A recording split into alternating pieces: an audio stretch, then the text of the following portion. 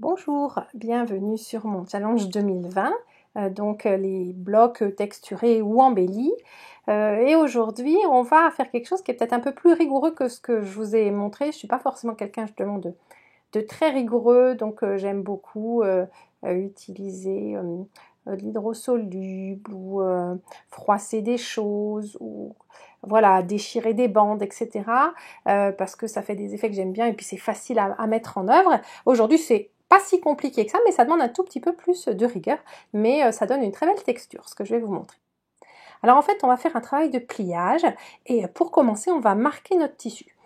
Vous remarquerez que devant moi, j'ai un rectangle et pas un carré. Voilà, donc là, j'ai coupé à 16 cm et là, j'ai coupé à 24.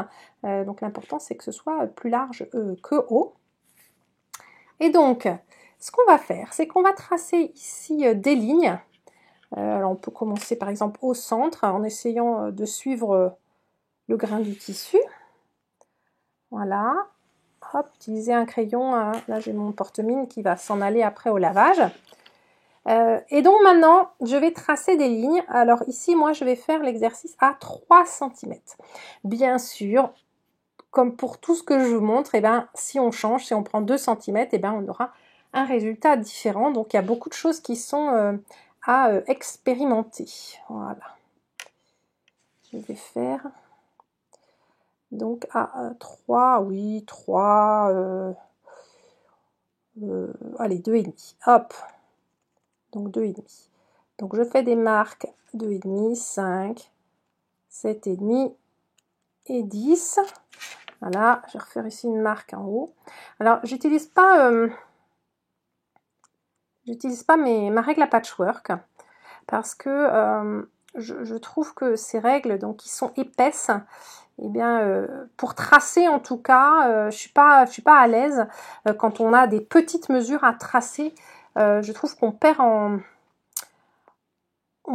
définition. En plus, on n'a pas forcément les mesures au millimètre, donc je préfère mon petit réglet métallique. C'est vraiment un outil que j'utilise très régulièrement, et donc c'est beaucoup, en tout cas voilà, dès que je fais des choses très précises, en marquage, hein, je parle, parce que quand c'est au cutter avec la règle, en général on y arrive bien, mais j'aime bien travailler avec ce petit cutter sur des petites choses précises et surtout des petites mesures. Voilà, parce qu'on a, si on veut mesurer 2 mm, avec la grande règle, ça va pas le faire. Et là, même si c'est que 2,5, puis en plus c'est plus pratique. Voilà, donc j'ai tracé. Maintenant, j'ai fait mes marques, donc maintenant je vais tracer mes lignes. Hop.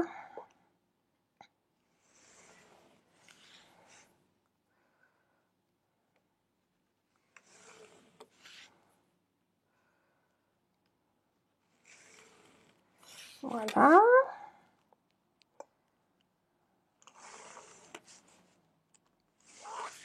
Je pense que vous les voyez à l'écran.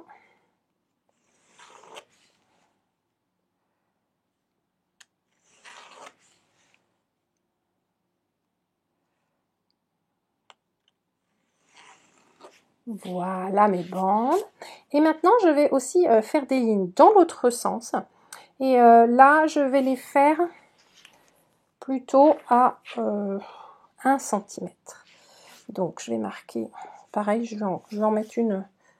Comment je vais faire? Je vais en faire une au centre, bien perpendiculaire.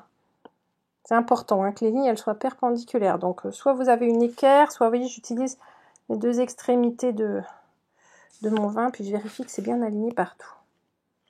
Voilà, hop. Donc là, je vais en tracer. Alors, je vais vous dire, je ne vais même pas prendre tous les centimètres. Pour me simplifier le travail, je vais prendre la largeur de ma règle. Ça doit faire 1 cm. La règle doit faire à peu près 1 cm. Alors, j'ai eu une petite interruption de l'image et je ne m'en suis pas rendu compte tout de suite. Mais bon, il n'y a pas besoin que je vous montre ça. Donc, j'ai fait voilà, des lignes tout du long pour avoir un quadrillage complet. Maintenant, ce que je vais faire, c'est que avant d'aller à la machine, je vais repasser ici chacune des lignes, donc les premières lignes qu'on a fait, celles qui sont espacées de 2,5. Voilà, et je vais les marquer au fer rapidement.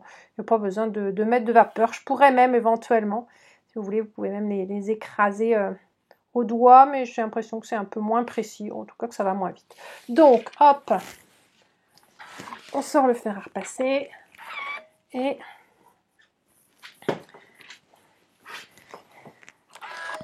je vais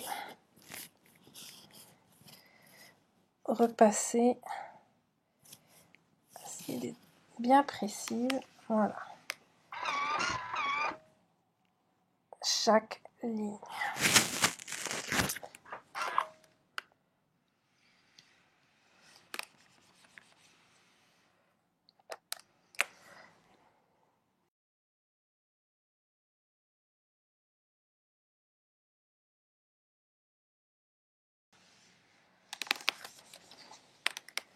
Voilà, on va enlever le fer.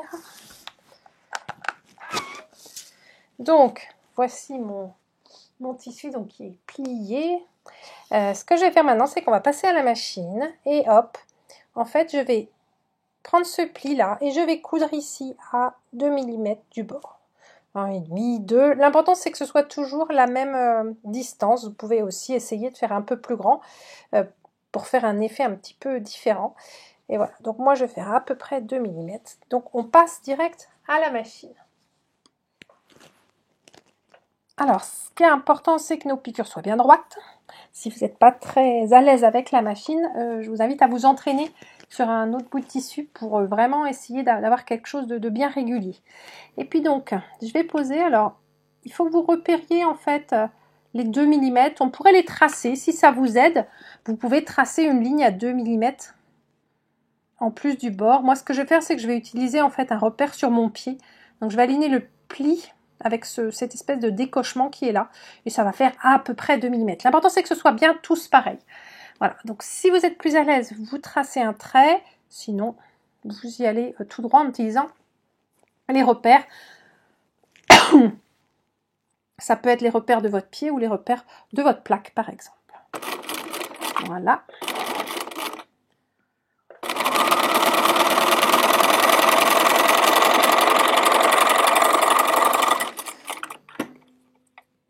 Donc voici à 2 mm. Hop là, alors là, moi j'ai un très mauvais.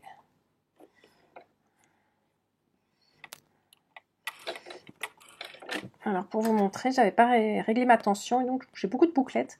Et des fois c'est pas grave, mais là c'est embêtant parce qu'on va très bien voir l'envers aussi. Donc assurez-vous, quand vous faites vos essais, je vais pas refilmer, enfin je vais défaire, mais je garderai ça. Hop, voilà. Assurez-vous d'avoir un joli point à l'endroit et à l'envers. Allez, on recommence. Vous pouvez faire un petit point d'arrêt au début et à la fin. De toute façon, après, comme c'est un exercice ici, on recoupera probablement. Donc, c'est pas très important. Alors, ça n'avance pas. Super.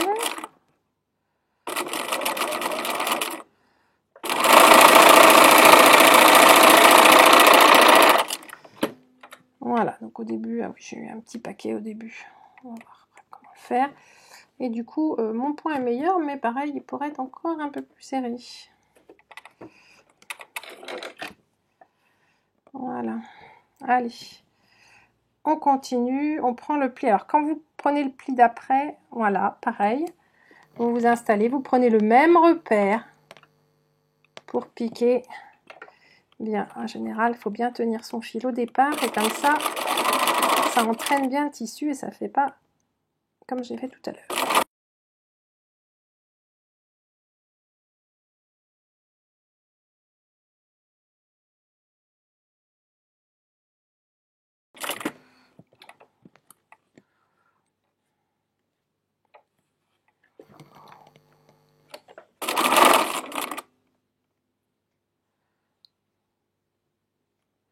Le fait de ne pas couper le fil et de juste retourner, d'abord ça fait économiser du fil, du temps, et ça vous évite aussi justement que ça grigne au départ. Parce que souvent ça grigne parce que les fils s'en mêlent et que là, comme les fils ils sont déjà tirés par la tension, eh ben, il n'y a pas de problème.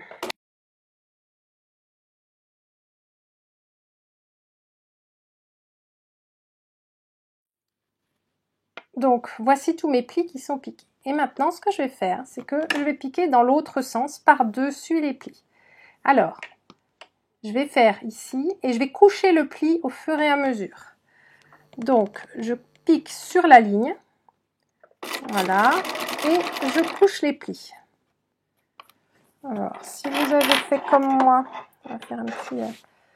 il vaut mieux couper, quand on a enchaîné, on va couper le petit bout de fil qu'il y avait en haut, voilà. Et hop, on pique sur la ligne.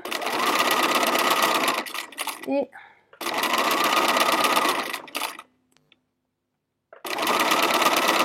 on aplatit le pli.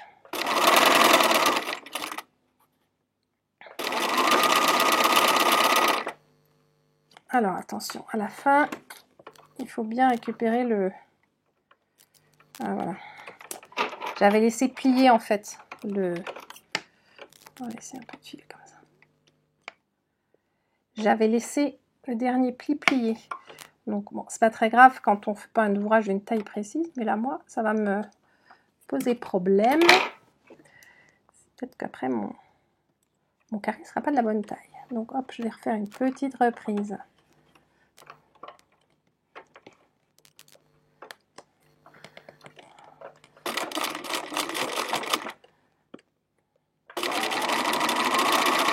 Voilà. Maintenant, deuxième ligne, et je vais la piquer dans l'autre sens, en couchant les plis dans l'autre sens. Alors, ça peut être un petit peu... plus en fait, moins vous avez d'espace en largeur, là, plus ça peut être un petit peu délicat. Mais prenez le temps pour bien coucher, voilà, le pli dans le sens contraire de celui qu'on vient de coudre. Voilà. Le fer à repasser ne nous serait pas d'une grande utilité ici, parce que comme vous l'avez compris, on va continuer d'un côté et de l'autre. Donc il faut vraiment juste s'en tenir, voilà, avec vos mains pour bien coucher le pli.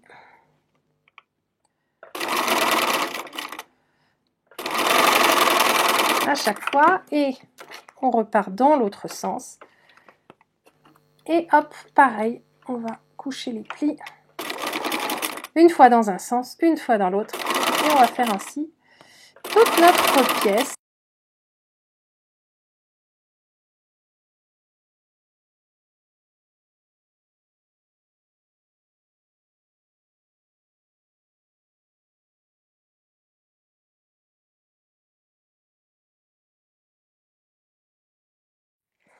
Et voici, donc on obtient